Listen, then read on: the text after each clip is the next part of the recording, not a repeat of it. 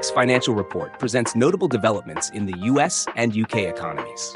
In the United States, core CPI inflation rose by only 0.1% in June, the smallest increase since January 2021. This deceleration was primarily due to a slowdown in the owner's equivalent rent category, which saw its slowest monthly pace of inflation in years, and a less than 1% rise in auto insurance costs, significantly lower than the 2.6% increase observed in March. In the United Kingdom, the economy experienced stronger than expected growth in May, following a stagnant April. All three major sectors, services, production, and construction, expanded, marking the most robust three-month growth period since January 2022. This economic rebound was partly driven by exceptionally warm weather in May, the warmest on record, which boosted construction output and consumer spending. The economic upswing led to the British pound reaching a four-month high against the US dollar. Looking forward, the Bank of England, BOE, is anticipated to deliver its first rate cut in August. This expectation is based on recent progress in controlling inflation and a softening labor market, with unemployment rising by 0.8% from a cycle low to 4.4%.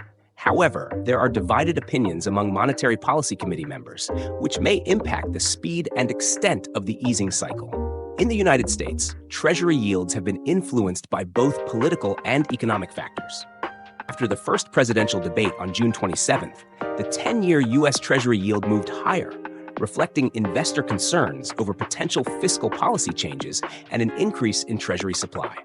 However, more recent signs of a slowing economy, a softer labor market, and ongoing disinflation have caused a decline in yields. The market now fully prices in the start of the Federal Reserve's rate-cutting cycle in September, with further easing expected by the end of the year.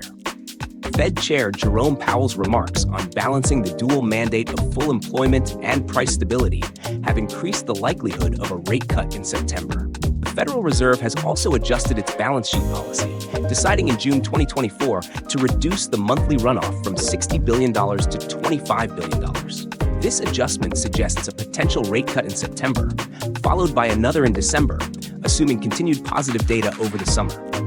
Meanwhile, the European Central Bank, ECB, and the Bank of Japan, BOJ, are also making significant policy adjustments. The ECB is expected to adopt a gradual, quarterly pace of easing, while the BOJ is cautiously reducing its purchases of Japanese government bonds to prevent market instability.